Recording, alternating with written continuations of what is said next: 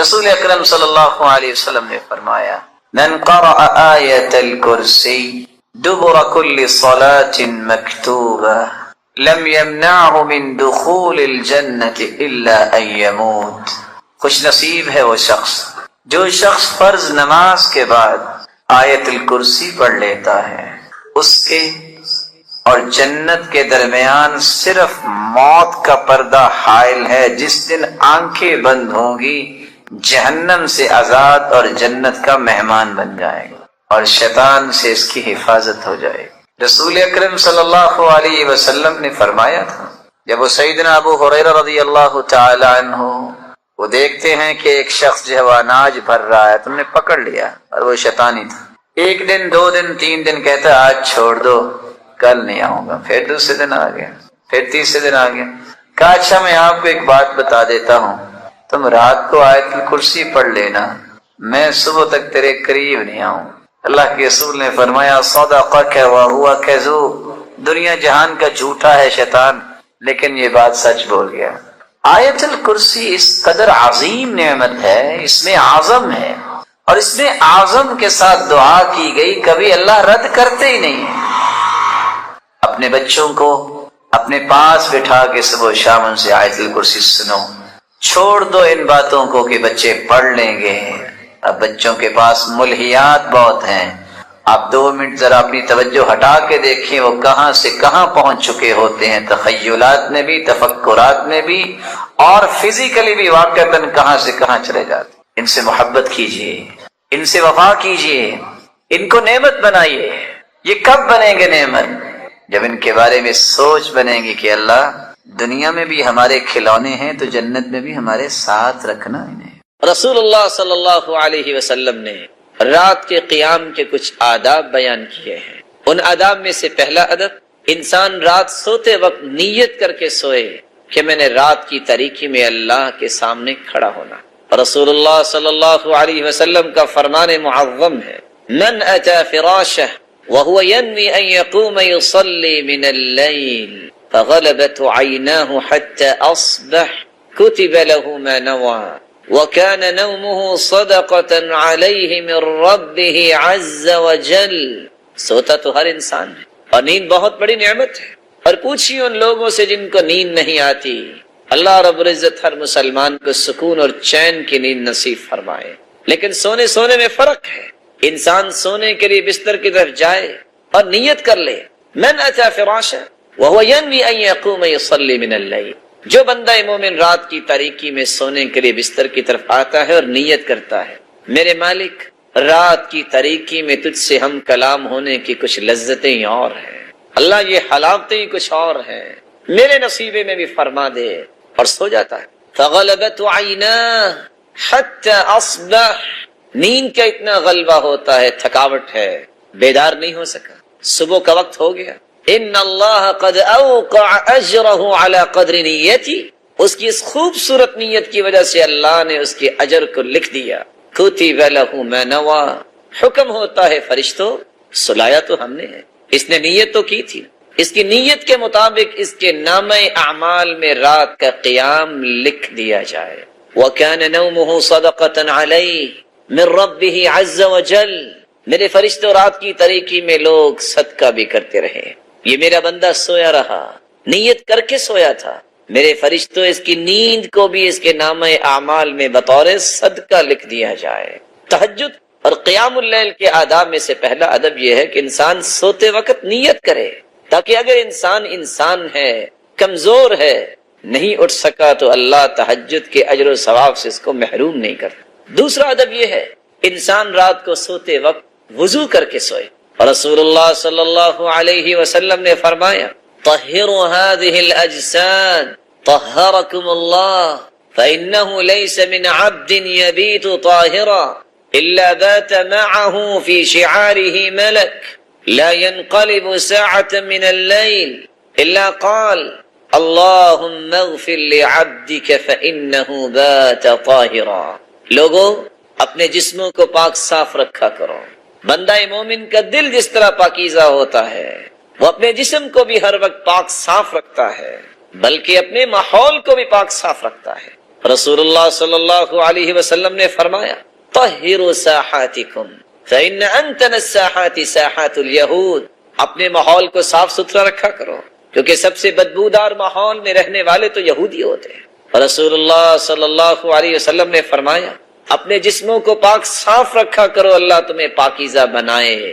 جو شخص وضو کر کے سوتا ہے اللہ رب العزت کی طرف سے ایک نورانی فرشتہ اس کی نگرانی کے لیے آسمانوں سے نازل ہو جاتا ہے۔ جو رات گزارتا ہے تو اس کے بستر میں رات گزارتا ہے، یہ رات کی تاریکی میں کروٹیں بدل رہا ہے دائیں اور بائیں، اس کو کچھ پتہ نہیں، اللہ کا نورانی فرشتہ اس کی حفاظت کے لیے اس کے بستر میں ہے اور یہ کروٹیں بدلتا رہتا ہے۔ کوئی گھڑی نہیں ایسی ہوتی فرشتہ دعا میں مشغول رہتا ہے، اللہم اغفر لعبدک فإنہ بات طاہرا، اے اللہ یہ تیرا بندہ باوضو ہو کے سویا، اس کے گناہوں کو بھی معاف فرما دیجیے۔ آج حفاظت کے لیے انسان گن مین رکھتا ہے اور ہوتا یہ ہے کہ بسا اوقات حفاظت کرنے والا ہی خود گھر کی صفائی کر دیتا ہے، اور بسا اوقات حفاظت تو کیا ہونی ہے اس کی بھی جان ماری جاتی ہے، اور جتنا بھی اچھا گن مین انسان رکھ لے اس کو اپنے بیڈ روم میں تو نہیں لے کے جاتا۔ اللہ رب العزت انسان کی نگرانی کروانے کے لیے اس کے بستر میں رات گزارنے کا حکم دیتے ہیں فرشتے کو، جو حفاظت بھی کرتا ہے اللہ کے حکم سے اور اس کی بخشش کی ساری رات دعائیں بھی کرتا ہے۔ امام ذہبی رحمت اللہ علیہ نقل کرتے ہیں مشہور زمانہ عبود ایک چور تھا، 7 راتیں ایک چھت پہ اپنی گینگ کو لے کے بیٹھا رہا کہ اس گھر سے کچھ چرانا ہے، لیکن ہر رات یہ دیکھتا کہ کچھ لوگ قرآن لے کے بیٹھے ہیں۔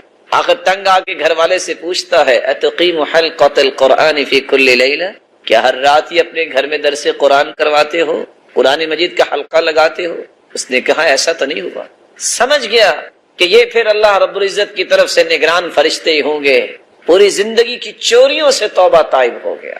تو رسول اللہ صلی اللہ علیہ وسلم نے دوسرا ادب یہ بیان کیا ہے کہ انسان رات کو سوئے تو باوضو ہو کے سوئے۔ تیسرا ادب یہ ہے انسان رات سوتے وقت ذکر کر کے سوئے، جو رسول اللہ صلی اللہ علیہ وسلم نے صحابہ کو سمجھائے، اللہم بسمک اموت واحیا، اللہم قنی عذابک یوم تبعث عبادک۔ انسان اللہ کا ذکر بھی کرے، انسان رسول اللہ صلی اللہ علیہ وسلم کی سنت کے مطابق سورۃ الملک کی تلاوت کرے، اور سورۃ الملک کے بارے میں رسول اللہ صلی اللہ علیہ وسلم نے فرمایا سورۃ تبارک ہی المانعۃ من عذاب القبر، جو رات سوتے وقت سورۃ الملک پڑھ لیتا ہے اللہ رب العزت اسے قبر کے عذاب سے محفوظ فرما دے گا۔ ان سورۃ من القرآن ما هي الا 30 آیہ شفعت لرجل، قرآن مجید کی ایک ایسی سورت ہے جس کی 30 آیات ہیں، قیامت کے دن اس شخص کے لیے سفارش کرے گی جو اس کو پڑھتا ہے۔ وفی روایت اخری، اور دوسری روایت کے لفظ ہے خاصمت عن صاحبها، یہ اپنے پڑھنے والے کے بارے میں جھگڑا کرے، اور تیسری روایت کے لفظ ہے حتی غفر لہ، یہاں تک کہ اس کے گناہوں کو معاف کر دیا جائے۔ وفی روایت رابعہ، اور چوتھی روایت کے الفاظ ہیں اس وقت تک یہ سفارش کرتی رہے گی حتی ادخلتہ الجنہ، جب تک پڑھنے والے کو جنت میں داخل نہیں کروا دے۔ تو آئیے ان 8 دلوں کا تذکرہ سنیے جو اللہ کو پسند ہیں، اور میرے اور آپ کے لیے ایک لمحہ فکریہ ہے، ہم بھی ان دلوں کا تذکرہ قرآن کی زبانی سنیں اور پھر سوچیں کہ میں اس وقت کون سے دل کا مالک ہوں، میرا دل کیسا ہے۔ پہلا دل القلب السلیم، سلامتی والا دل جس میں شرک نہیں، کفر سے سلامت، بدعت سے سلامت، ذلت والے کاموں سے سلامت، اللہ کی یاد، اخلاص، آخرت کی فکر، یہ دل اللہ تعالیٰ کو بہت پسند ہے۔ یوم لا ينفع مال ولا بنون إلا من أتى الله بقلب سلیم، اللہ کو وہ دل پسند ہے جو قلب سلیم ہو، قیامت کو نہ اولاد کام آئے گی نہ قیامت کو مال کام آئے گا۔ دوسرا دل جو اللہ تعالیٰ کو پسند ہے القلب المنیب، قلب منیب وہ ہوتا ہے جو اللہ کی طرف رجوع کرنے والا، جب بھی پکار اٹھے رب کی، امید کی گرہ بند ہے رب کی طرف، سوچ آئے یہ کیسے ہوگا، ہوگا کیونکہ میرا رب میرے ساتھ ہے، یہ میں کیسے کر پاؤں گا، ایسے کر پاؤں گا رب مجھے توفیق دے گا۔ تیسرا دل جو اللہ کو پسند ہے القلب المخبت، قلب مخبت، اخبات والا دل، اخبات کا مطلب ہوتا ہے دل کی بھرپور توجہ. اٹھا ہے اللہ اکبر، بیٹھا ہے الحمدللہ، کھانا کھایا ہے الحمدللہ، چلتے پھرتے سبحان اللہ لا الہ الا اللہ. اس کی زبان کی عادت یہ بن گئی ہے کہ وہ اللہ کا ذکر کرنے کے بغیر اس کو چین ہی نہیں آتا. میرے معزز بھائیوں، یہ قلبی کیفیات بنتی ہیں تو اس کے بھی کچھ اصول ہیں. اپنی زندگی کو دوبارہ سے ری شیڈول کرو. صبح سے لے کے 24 گھنٹے کا شیڈول بناؤ. اس وقت میں نے اٹھنا ہے، اس وقت میں نے پڑھنا ہے. میرے 20 یار آ جائے میرے دروازے پہ، میں بوٹ کی نوک میں رکھتا ہوں جو مجھے نماز لیٹ کرتا ہے. میرے 25 پارٹنر آ جائیں، مجھے کوئی پرواہ نہیں ان کی، جس کے ساتھ چلنے سے میری نماز چلی جائے، میرا قرآن نہ پڑھا جائے. دین میرا مہم ہے، میری زندگی ہے تو عبادت ہے. میں کسی مال کو کچھ نہیں سمجھتا. امام زہری کہا کرتے تھے یہ مال عندی کبارہ. جس طرح جانور کا فضلہ ہوتا ہے، اس سے بڑی میں اس کی قیمت سمجھتا ہی کو نہیں ہوں. اتنا کمال ان کا دل تھا. آج انسان کی یہ سوچ ختم ہو گئی ہے. بھرپور توجہ کیوں نہیں ہوتی؟ اس دل میں ہے پتہ نہیں کیا کچھ. آپ اس دل کو کھول کے دیکھو، ہزاروں ایسی نکلیں گی چیزیں. دل چھوٹا سا ہے، اس کو اللہ کی محبت سے بھرو، اس کے محبوب کی محبت سے بھرو، قرآن کی محبت سے بھرو. یہی وجہ ہے کہ ہزاروں چیزیں رکھنے کے باوجود بھی چین نہیں ہے. کوئی گلیوں میں دھکے کھا رہا ہے، کوئی بازاروں میں دھکے کھا رہا ہے، اور جھوٹے اور امیٹیشن دل بنا کے ایک دوسرے کو گفٹ دیے جا رہے ہیں. چین پھر بھی نہیں ملتا. چوتھا دل جو اللہ کو پسند ہے، القلب الوجل، ایسا دل جس میں اللہ کا خوف ہے. وہ کانپتا ہی رہتا ہے، جب بھی دیکھو رو رہا ہے، جب بھی دیکھو پریشان ہے. کس بات پہ؟ والذین یؤتون ما آتوا وقلوبهم وجلة انہم الی ربهم راجعون. کچھ لوگ کانپتے پھرتے ہیں، ان کو خوف کیا ہے؟ اللہ کے پاس جانا ہے، کس منہ سے جاؤں گا؟ میں اللہ کے سامنے کیسے پیش ہوں گا؟ میں نے کیا کیا ہے؟ سیدہ عائشہ رضی اللہ تعالی عنہ نے پوچھا اللہ کی رسول یہ چور ہوں گے؟ جس کا اللہ پر اعتماد ہوتا ہے، یقین ہوتا ہے، اللہ اسے گرنے نہیں دیتے. اعتماد تھا نا سیدنا ابراہیم کو. یعنی اتنی بڑی آگ، آج بھی وہاں درخت نہیں ہوتے، آج بھی وہاں درخت نہیں ہوتے اس وادی میں جس وادی میں آگ جلائی گئی تھی. اور کوئی پرندہ اڑتا اڑتا گزرتا تو سقط مشویا، بنا ہوا نیچے گر جاتا. اتنی آگ. اعتماد کیا تھا؟ میرے ساتھ اس کی قدرت، اس کا علم، اس کی حفاظت اور اس کی معیت خاصہ. پریشانی کی کوئی بات. مسکرا رہے ہیں، ہاتھ بھی بندھے ہیں، پاؤں بھی بندھے ہیں، منجنیق میں ڈال کے پھینکا ہے، جو ہی آگ میں گرے ہیں آگ ختم، کیونکہ اوپر سے حکم آ گیا تھا. قلنا یا نار کونی بردا وسلاما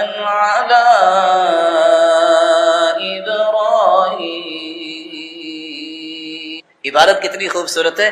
بس ابراہیم کے لیے ٹھنڈی ہونا ہے. وہ جو رسیاں لگی تھیں ان کو بھی آگ لگی ہوئی تھی، پاؤں میں اور ہاتھ میں، ان کو آگ لگی، ابراہیم کو نہیں لگی علیہ الصلوۃ والسلام. جب رسیاں کھل گئی، ہاتھ بھی کھل گئے، باقی سب باپ بن گیا. اور باپ دیکھ رہا تھا ابراہیم علیہ الصلوۃ والسلام کو، کہتا نعم الرب ربک یا ابراہیم. وہ ابراہیم تیرا رب تو بہت بڑا نکلا، اس نے کچھ ہونے ہی نہیں دی. کچھ ہوا؟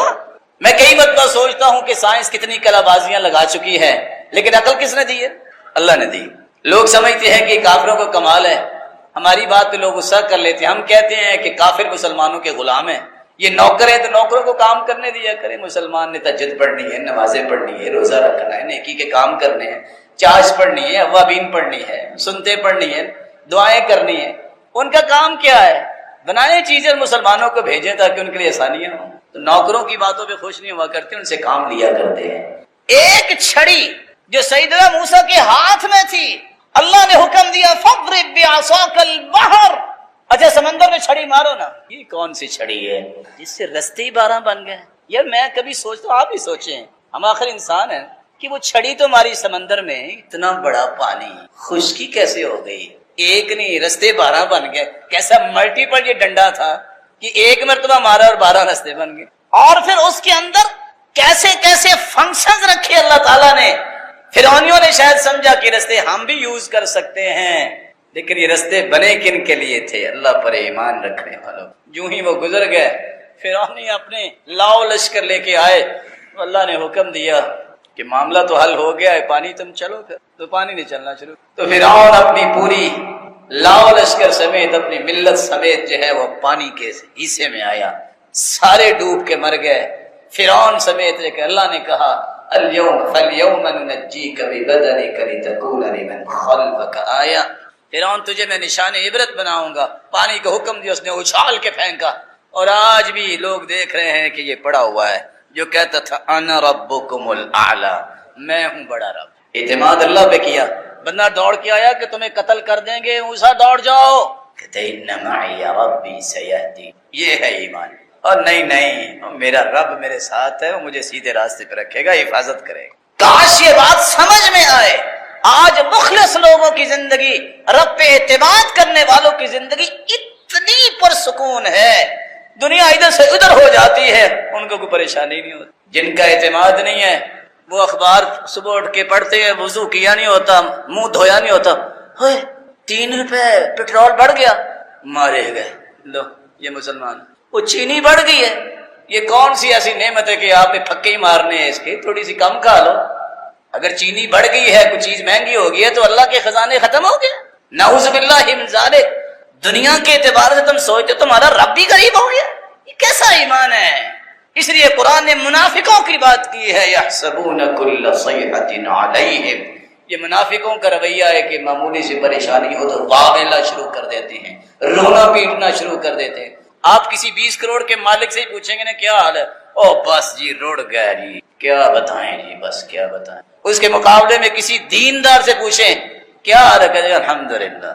یہ ہے اعتماد رب پہ کہ وہ اللہ کسی کو ضائع نہیں کرتا. وہ میں نے پہلے بھی قصہ شیئر کیا تھا. ایک شخص آیا، انسان ہے نا، ہم بھی کمزور ہیں. وہ آ کے کہتا ہے جی نقصان بڑا ہو گیا، دعا کر دیں. میں نے ویسے ہی پوچھنا چاہا کہ کیسے نقصان ہوا. کہتے ہیں جی 35 لاکھ روپے کا نقصان ہو گیا. اب یہ ایک بڑی اماؤنٹ ہے تو بندے کو پریشانی ہوتی ہے، تو دعا بھی کی یا اللہ اس کا نقصان پورا کر دے، تو اس کا بھلا فرما، اللہ تعالیٰ اس کے لیے آسانی فرما. میں نے ویسے ہی ذرائع تفنن پوچھ لیا کہ نقصان کیسے ہوا.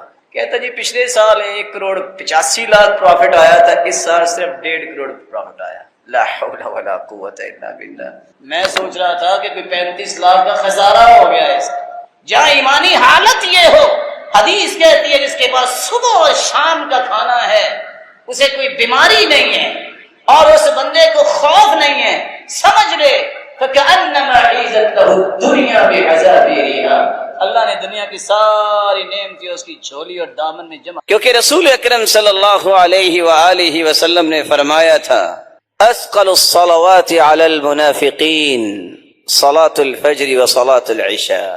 فجر کی نماز اور عشاء کی نماز منافقوں پہ بھاری ہوتی ہے. مومن بڑی خوشی سے اس کو پڑھتے ہیں، مومن اس میں سستی نہیں کرتے. بلکہ مسند بزار کی روایت ہے الذین تثاقلت رؤوسهم عن الصلاة. جن لوگوں کے سر بھاری ہو جائیں فجر اور عشاء کے وقت، یہ نشانی ہے کہ یہ منافق لوگ ہیں. اسی لیے آپ صلی اللہ علیہ وسلم نے منع کر دیا.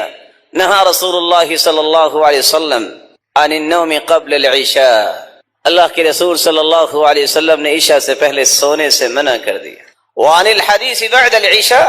اور عشاء کے بعد باتیں کرنے سے منع کر دیا. ہاں اگر علمی بات ہے تو آپ کر سکتے، ہاں اگر اللہ ذوالجلال کے سامنے کھڑے ہو کے قیام کرنا ہے تو کر سکتے، آپ امت کی رہنمائی کے لیے مشورہ کرنا چاہتے ہیں تو کر سکتے. اللہ کے رسول اور سیدنا ابوبکر صدیق رضی اللہ تعالیٰ عنہ فجر تک مشورہ کرتے رہتے. حدیث اور قرآن کا مراجعہ کرنا ہے تو کر سکتے. ساری رات امام احمد بن حنبل ایک دوسرے کو حدیثیں سناتے رہے. کوئی مہمان آ گیا، اس کی مہمان نوازی کرنی ہے تو کر سکتے ہیں. من طیب خاطر المرأة، اپنے گھر والوں سے بات کر سکتے ہیں. لیکن شریعت نے کتنا خوبصورت ذہن دیا ہے. آپ کے جسم کا بھی حق ہے، آپ کی آنکھوں کا بھی حق ہے، آپ کے مہمان کا بھی حق ہے، اور آپ کے اہل و عیال کا بھی حق ہے. فَأَعْطِ كُلَّ ذِي حَقٍّ حَقًّا. ہر ایک کو اس کا حق دیا کرو. جو وقت پہ نہیں سوتا وہ کبھی بھی فجر کی نماز نہیں پڑھتا. پڑھے گا بھی تو اس حالت میں اسے سمجھ نہیں آتی میں کیا پڑھ رہا ہوں. اور یہی شخص فطرت کے مطابق زندگی گزارتا ہے جو جتنا جلدی سو جائے اور جتنا جلدی بیدار ہو جائے. سیدنا ابو ہریرہ رضی اللہ تعالیٰ عنہ، ان کو تو اللہ نے کمال ہی دیا ہوا تھا. انہوں نے اپنی بیوی اور اپنی لوڈی کے ساتھ یہ طے کیا ہوا تھا ایک حصہ ایک شخص سوئے گا، باقی دو قیام کریں گے، پھر دوسرا سوئے گا، وہ اٹھ کے قیام کرے گا، پھر وہ سو جائے گا، وہ اٹھ کے قیام کرے گا، ساری رات گھر میں قیام ہونا چاہیے۔ کسی نے پوچھا تھا سیدنا ابو ہریرہ رضی اللہ تعالیٰ عنہ سے اتنی حدیثیں یاد کیسے ہوگی؟ یہ 5374 حدیثوں کے حافظ، سب سے زیادہ حدیث حفظ کرنے والے، انہوں نے کہا تھا انی لا اجزی اللیلۃ ثلاثۃ اجزاء، میں نے رات کو 3 حصوں میں تقسیم کر رکھا ہے۔ ثلث انام، میں رات کا پہلا حصہ سو جاتا ہوں، وثلث اقوم، رات کا دوسرا حصہ، تہائی حصہ میں تہجد پڑھتا ہوں، وثلث اتذکر احادیث رسول اللہ صلی اللہ علیہ وسلم، اور رات کا آخری پہر میں بیٹھ کے اللہ کے رسول کی حدیثوں کو یاد کرتا ہوں۔ آج مجھے اور آپ کو بھی یہ سوچنا ہے کہ ہماری راتیں کیسے گزرتی ہے۔ 12 بجے تک یہ مصیبت شیطانی ہاتھ سے نہیں چھوٹتا کتنے لوگوں کا، کوئی فیس بک پہ بیٹھا ہے، کوئی واٹس ایپ پہ چیٹنگ کر رہا ہے، اور کسی کو شیطان نے ورغلا رکھا ہے، گپے لگا رہا ہے۔ یہ مسلمانوں کا شیوا نہیں ہوتا تھا، مسلمان فطرت کے مطابق کام کیا کرتے۔ تو فجر کی قسم اللہ ذوالجلال نے اس لیے اٹھائی کیونکہ رسول اللہ صلی اللہ علیہ وسلم نے فرمایا یہ مومنوں پر بھاری نہیں ہوتی، یہ منافقوں پر بھاری ہوتی۔ ظہر کی نماز پہ مسجد میں 3 سے 4 سے 6 سے 8 صفیں ہوتی ہیں، لیکن فجر کی نماز میں 1.5 صف ہے۔ اس لیے تو کہنے والے نے کہا تھا جس دن مسلمانوں کے اندر یہ شعور آ گیا کہ جتنے لوگ جمعے کے دن مسجد میں موجود ہوتے ہیں اتنے فجر کی نماز میں آنے لگ گئے، اسی دن ہی بیت المقدس آزاد ہو جائے، یہ طاقت ایمانی ختم ہو گئی۔ شفا لینے کے لیے آپ کو 3 اصول زندگی میں کبھی بھی نہیں بھولنے چاہیے۔ سب سے پہلا اصول، یقین بنانا پڑے گا میں دنیا کے سارے ڈاکٹرز اکٹھے کر لوں، دنیا جہان کی قیمتی سے قیمتی دوائی لے لوں، علاج کروا لوں، شفا کس کے ہاتھ میں؟ اللہ کے ہاتھ۔ جب تک یہ یقین نہیں ہے میرے بھائی، اس وقت تک کوئی کام نہیں بنے۔ شافی وہی ہے۔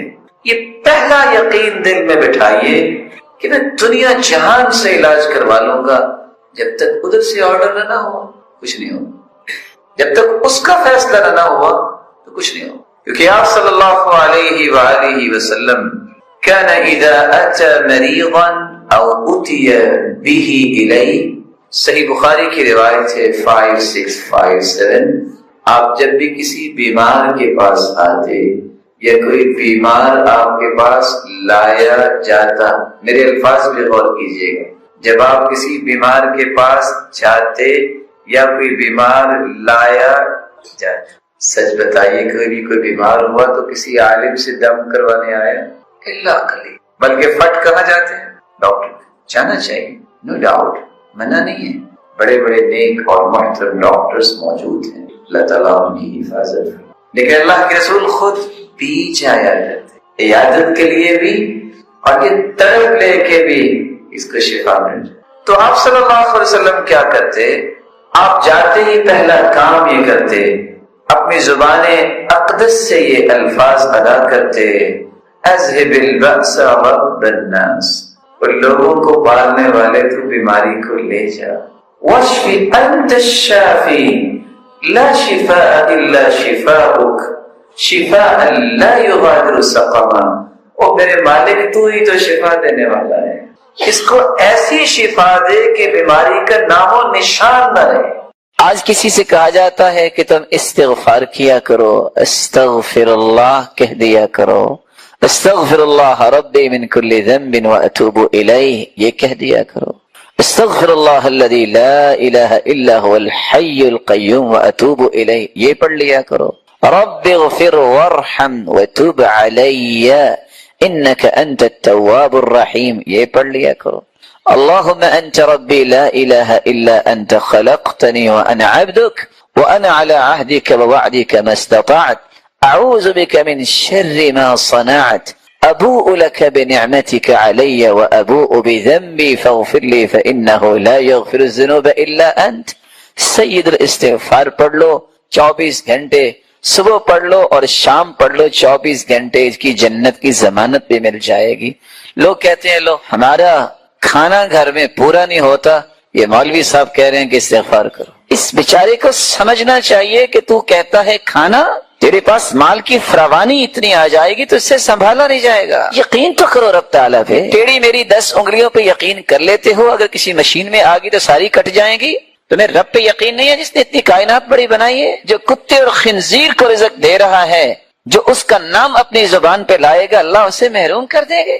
یہ کیسے ہو گیا؟ اتنی رب پہ بے اعتمادی ہو تو رب آپ کو عنایات کیا کریں گے؟ اپنے ناقص عقل، کمزور جسم پہ تمہیں اتنا ناز ہے کہ میں یہ کر سکتا ہوں، میں وہ کر سکتا ہوں، تو رب تعالیٰ کی طاقت پہ تمہیں یقین ہی نہیں. اتنی بدظنی رب کے بارے میں. رسول اکرم صلی اللہ علیہ وآلہ وسلم نے سے فرمایا تھا من لزم الاستغفار جعل اللہ له من كل هم فرجا ومن كل ضيق مخرجا ورزقه من حيث لا يحتسب. جو کثرت سے استغفار کرتا ہے اللہ اس کے غموں کو خوشیاں بنا دیتا ہے، اس کی تنگیوں کو آسانیاں بنا دیتا ہے، اور اسے وہاں سے عطا کرتا ہے جہاں اس نے کبھی گمان بھی نہیں کیا ہوتا. اور قرآن مجید نے حکایت کی ہے نوح علیہ الصلاۃ والسلام کی، کہ جو کہتا ہے میرے پاس تو کھانے کو کچھ نہیں ہے، آپ مجھے کوئی نصیحت کر رہے ہو کہ استغفار کر لو.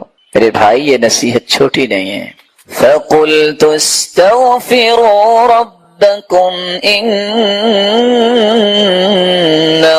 كَانَ غَفَّارًا يرسل السماء عليكم مدرارا ويمددكم بأموال وبنين ويجعل لكم جنات ويجعل لكم أنهارا ما لكم لا ترجون لله وقارا وقد خلقكم أطوارا. استغفار کرو، اللہ ایک تو تمہارے بوجھ ہلکے کرے گا، تم سے صحیح چلا نہیں جاتا کیونکہ گناہوں کے بوجھ ہی بہت ہیں. صلاحیت ہے لیکن صحیح کام نہیں ہوتا، گناہوں کے بوجھ ہی بہت ہیں. ہلکے پھلکے ہو گئے کام کرے تو انسان صحیح کام کرتا ہے نا. انہ کان غفارا، اللہ تمہیں گناہوں کے بوجھ سے دور کر دیں گے، معاف کر دیں گے. تم یہ کہتے ہو 2-3 مہینے ہو گئے بارش ہی نہیں کراچی میں ہوئی، استغفار ہی کر لو، رب تعالیٰ تمہیں ایسی موسلادھار بارشوں سے نوازیں گے تم پریشان ہو جاؤ کہ یہ کیا ہو گیا. اللہ تعالیٰ کی اتنی رحمت جلدی نازل ہوگی. وَيُمْدِدْكُمْ بِأَمْوَالٍ، چند پیسوں کی، چند روپوں کی ضرورت سے پریشان ہو، استغفار کرو، رب تعالیٰ تمہیں فراوانی عطا کر دیں گے. وَبَنِينَ، بے اولاد ہو تو اس کا مطلب یہ تو نہیں ہے کہ فلاں جگہ پہ جا کے فلاں قبر کو چاٹنے لگ جاؤ. استغفار کر لو، اللہ تعالیٰ اولاد دے دیں گے. یعنی میں اور آپ اور دنیا کا کوئی فرد بات کرے تو وہ تو جھوٹ نہیں ہو سکتا، تو اللہ تعالیٰ کی کلام میں نعوذ باللہ کوئی جھوٹ ہے؟ اللہ کے وعدوں سچے نہیں ہیں؟ یہ کیسے ہو سکتا ہے؟ اللہ سے بڑھ کے کون بات میں سچا ہو سکتا ہے؟ اللہ پہ یقین کرنا چاہیے، وہ دیتا ہے. وَيَجْعَلْ لَكُمْ جَنَّاتٍ وَيَجْعَلْ لَكُمْ أَنْهَارًا. آپ بھی ماشاءاللہ میرے لیے تو بہت محترم ہے. آپ میں سے کوئی ہے جس نے کبھی سارے پھل اپنے گھر میں لا کے سارے ایک دن میں کھائے ہوں؟ جتنے پھل ہیں ایسا ہوا کبھی؟ بلکہ اگر کوئی بازار منڈی میں جاتا ہے جب ہاتھ رکھتا ہے نا تو آگے سے آواز آتی ہے نا کہ اس کا یہ ریٹ ہے، کہتے ہیں توبہ توبہ اتنی مہنگائی. اللہ فرماتے ہیں تم استغفار کرو، تمہیں منڈی جانے کی کیا ضرورت ہے، میں تمہیں باغات کا ہی مالک بنا. کیا لینے جانا اپنی منڈی؟ اپنے باغ میں جاؤ. وَيَجْعَلْ لَكُمْ أَنْهَارًا، دنیا ڈرا رہی ہے بس 7 سال کے بعد ایک ایک قطرے سے رو گئے. پلاننگ کرنی چاہیے. اللہ تعالیٰ ہمت توفیق دے مسلمانوں کو، یہ ڈیم بنائیں، ضرورت ہے. لیکن اللہ تعالیٰ کی رحمت سے اتنا مایوس قوم کو کر دینا کہ ہر بندہ سوچنے لگ جاتا ہے کہ بس 6 مہینے 29 دن کے بعد میں نے سجدے میں پڑ جانا کیونکہ موت آ جانی، پانی تو ملنا نہیں ہے. یہ بھی کوئی طریقہ ہے قوم کی اصلاح کا؟ قوم کو یہ کہو کہ آپ یہ کام کرو، پیسہ نکالو، یہ ساری ضرورت ہے، لیکن یہ کہہ دینا کہ تمہیں موت ہی آ جائے گی. آپ نے کبھی دنیا میں نیوز پڑھی ہے کہ آج وہاں جو ہے وہ 1.5 لاکھ بندہ جو پانی نہیں ملا تو مر گیا ہے؟ مایوسی میں دھکیلنا یہ بہت بڑا جرم ہے. اللہ کی رحمت سے مایوس ہونا چاہیے، کوشش کرنی چاہیے، ہمت کرنی چاہیے. اللہ فرماتے ہیں میں تمہارے لیے نہریں جاری کر دوں گا، تمہارے لیے نہریں جاری کر دوں گا، تم استغفار کرو. اصل بات یہ ہے یہ ایسے اسرار ہیں شریعت کے جس کے اندر یقین آ جائے نا اللہ تعالیٰ دیتا اس کو ہے، دوسرے کو نہیں دیتا۔ وہ یزید بن مہران اپنے ماموں کے ساتھ باہر نکلتے تو ماموں کی عادت تھی اس کو دے دیا، اس کو دے دیا، اس کو دے دیا۔ وہ کہتے ہیں ماموں جان آپ لوگوں میں اتنا پیسہ بانٹتے ہیں تو آپ کا گزارا کیسے ہوتا ہے؟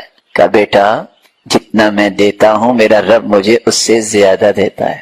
کہتے اچھا؟ گیا گھر، جو اس نے پیسہ جمع کیا تھا درم و دینار لا کے تقسیم کر دیا۔ ایک دن گزرا، 2 دن گزرے، 3 دن، کہتے ماموں جان مجھے تو نہیں ملا۔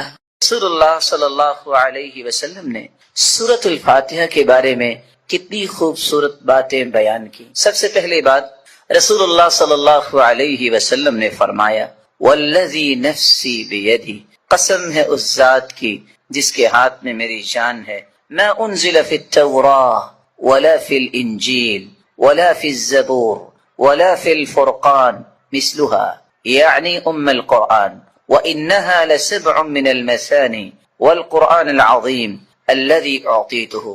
اللہ تعالیٰ نے آسمانی اور الہامی کتابوں میں سے نہ تو تورات میں ایسی صورت نازل کی، نہ انجیل میں ایسی صورت نازل کی، نہ ہی زبور میں ایسی کوئی صورت نازل کی، اور نہ ہی قرآن مجید میں ایسی صورت ہے جیسی اللہ تعالیٰ نے سورۃ الفاتحہ کو نازل کر کے اپنی مخلوق پر انعام کیا ہے۔ یہ 7 آیتیں بار بار پڑھی جانے والی ہیں۔ یہ القرآن بھی ہے، قرآن مجید کی ماں کا درجہ اس کو دیا گیا، الکتاب بھی ہے، یہ کتاب اللہ کی ماں کا درجہ دیا گیا اس کو۔ رسول اللہ صلی اللہ علیہ وسلم نے ایک دوسری روایت میں فرمایا کہ سورۃ الفاتحہ یہ ایک بے مثال نور ہے، ایک ایسی روشنی ہے۔ سیدنا عبداللہ ابن عباس رضی اللہ تعالی عنہ بیان کرتے ہیں بینما جبریل قاعد عند النبی صلی اللہ علیہ وسلم سمع نقیضا من فوقه فرفع رأسه فقال، رسول اللہ صلی اللہ علیہ وسلم کے پاس جبریل امین تشریف فرما تھے، اچانک سے ایک آواز آئی، رسول اللہ صلی اللہ علیہ وسلم نے اپنا سر مبارک اٹھایا اور پوچھا یہ آواز کیسی ہے؟ تو جبریل امین نے جواب دیا هذا باب من السماء فتح اليوم لم يفتح قط الا اليوم، آسمان کا یہ وہ دروازہ کھلا ہے جو آج تک نہیں کھلا تھا۔ فنزل منه ملک، اور اس دروازے سے ایک فرشتہ زمین کی طرف اترا ہے۔ فقال هذا ملک نزل الى الارض لم ينزل قط، پہلے نہیں اتارا گیا یہ فرشتہ الا اليوم، آج ہی اس کو اترنے کا حکم دیا گیا۔ فسلم، اور اس فرشتے نے اتر کر سلام کہا، وقال ابشر بنورین، اے اللہ کے محبوب 2 روشنیوں کے لیے، 2 روشنیاں اور 2 نوروں کے ساتھ آپ کو خوشخبری دینے آیا ہوں۔ اوتیتہما لم یؤتہما نبی قط قبلک، ایسے نور جو آپ سے پہلے کسی نبی کو عطا نہیں کیے گئے۔ فاتحۃ الکتاب، ایک سورۃ الفاتحہ ہے، وخواتیم سورۃ البقرہ، اور سورۃ البقرہ کی آخری آیات ہیں۔ لن تقرأ بحرف منہما الا اعطیت، سورۃ البقرہ کی آخری آیتیں اور سورۃ الفاتحہ کا کوئی بھی حرف آپ پڑھیں تو اللہ رب العزت اس ایک ایک حرف کے بدلے عطائیں کرتے ہیں، اور یہ روایت صحیح ترغیب میں موجود ہے۔ بلکہ رسول اللہ صلی اللہ علیہ وسلم نے اس سورت کی عظمت کو بیان کرتے ہوئے صحابہ کرام کو کتنی خوبصورت بات سمجھائی۔ صحیح بخاری کا وہ واقعہ کتنا مشہور ہے کہ جب صحابہ کرام بنی سلیم کے قبیلے میں پہنچے، جب پتہ چلا ایک آنے والی عورت نے بتایا کہ ہمارے قبیلے کے سردار کو بچھو نے کاٹ لیا ہے، کیا آپ کے پاس کوئی ایسا شخص ہے جو شخص دم کر سکتا ہو؟ تو رسول اللہ صلی اللہ علیہ وسلم کے ایک صحابی جنہوں نے صرف سورۃ الفاتحہ تلاوت کی اور اس کو دم کر دیا، رسول اللہ صلی اللہ علیہ وسلم کے اس صحابی نے اس سورۃ الفاتحہ کو پڑھنے کے بعد جب دم کیا تو وہ شخص ایسی شفا کی طرف چلا گیا وَكَأَنَّمَا نُشِطَ مِنْ عِقَالٍ، جیسے کوئی گرہ باندھی ہو کھول دی جائے۔ رسول اللہ صلی اللہ علیہ وسلم کے صحابہ نے کہا جب تک اللہ کے رسول سے بات نہ ہو جائے تو یہ انہوں نے جو 30 بکریاں بطور عوض اس کے دیا ہے ہم اس وقت تک کوئی بات نہیں کریں گے۔ جب رسول اللہ صلی اللہ علیہ وسلم کو یہ بات پہنچی، آپ نے فرمایا وَمَا كَانَ يُدْرِي انها رقیہ اقسموا واضربوا لی بسہم. آپ کو پتہ نہیں اللہ تعالیٰ نے اس سورت کو شفا بنا کے، اس سورت کو دم بنا کے نازل کیا ہے. اور یہی بات ابن القیم رحمۃ اللہ علیہ نقل کرتے ہیں کہ میں نے کتنے سفر کیے اور جب بھی میں بیمار ہوا تو میں نے اللہ کے پیارے پیغمبر کی اس بات پہ یقین کر کے دوائی نہیں لی بلکہ سورۃ الفاتحہ پڑھتا اور میں دم کر لیتا اپنے آپ کو، اللہ رب العزت مجھے شفا یاب کر دیتے. سورۃ الفاتحہ یہ عظیم ترین سورت ہے. رسول اللہ صلی اللہ علیہ وسلم کے صحابی سیدنا ابو سعید بن معلی بیان کرتے ہیں، مر بی النبی صلی اللہ علیہ وسلم وانا اصلی، اللہ کے رسول صلی اللہ علیہ وسلم میرے پاس سے گزرے، میں نماز پڑھ رہا تھا، مجھے انہوں نے آواز دی، میں نے سلام پھیرا اور سلام پھیرنے کے بعد اللہ کے رسول صلی اللہ علیہ وسلم کی خدمت اقدس میں حاضر ہوا.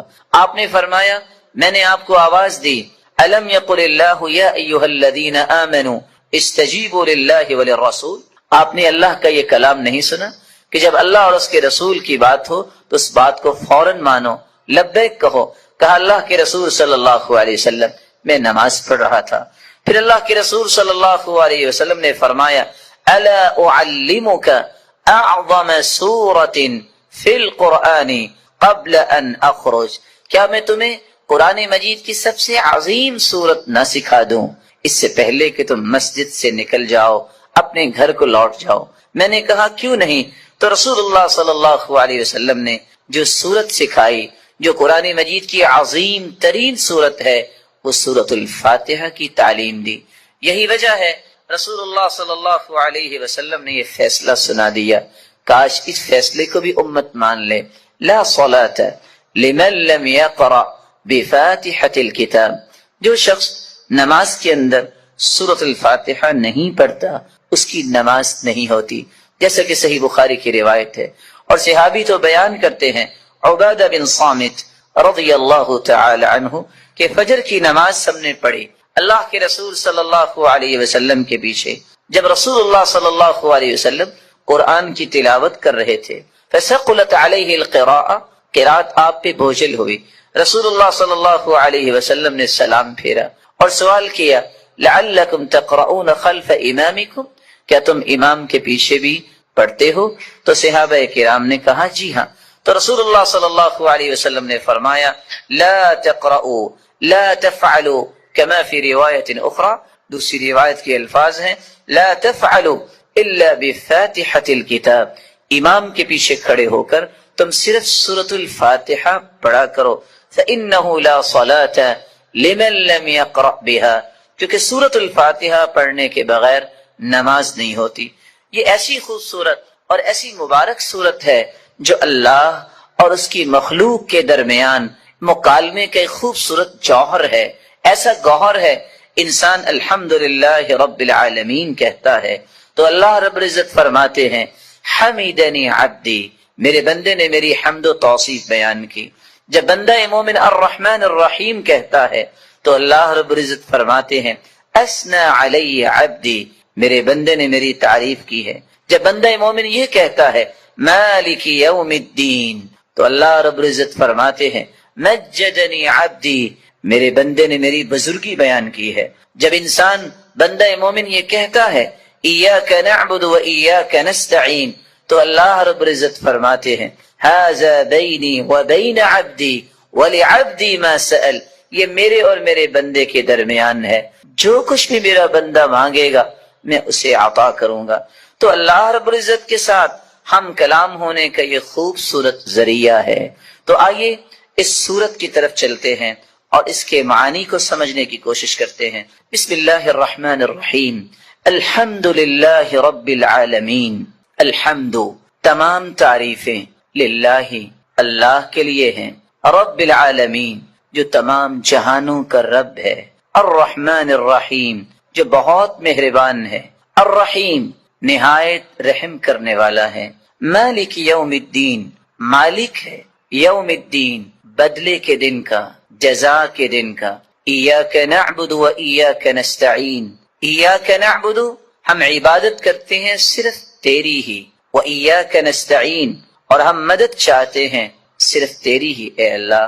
اہدنا الصراط المستقیم، ہدایت دے ہمیں الصراط المستقیم، سیدھے راستے کی، صراط الذین انعمت علیہم، راستہ ان کا جن پر تو نے انعام کیا، غیر المغضوب علیہم، نہ کہ ان کا راستہ جن پر غضب کیا گیا، ولا الضالین، اور نہ ان کا راستہ جو گمراہ ہوئے۔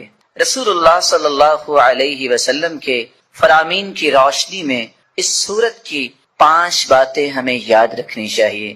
جب رسول اللہ صلی اللہ علیہ وسلم نے فرما دیا کہ سورت الفاتحہ کے بغیر نماز نہیں ہوتی، تو بندہ مومن کو یہ یقین کر لینا چاہیے، آپ کو 10 دلائل کوئی پیش کر دے، آپ کو 10 کو دلائل پیش کر دے، جب تک سورت الفاتحہ آپ نہیں پڑھ لیتے کبھی بھی اس بات پہ اطمینان نہ کیجیے گا کہ میری نماز مکمل ہوئی ہے یا نہیں۔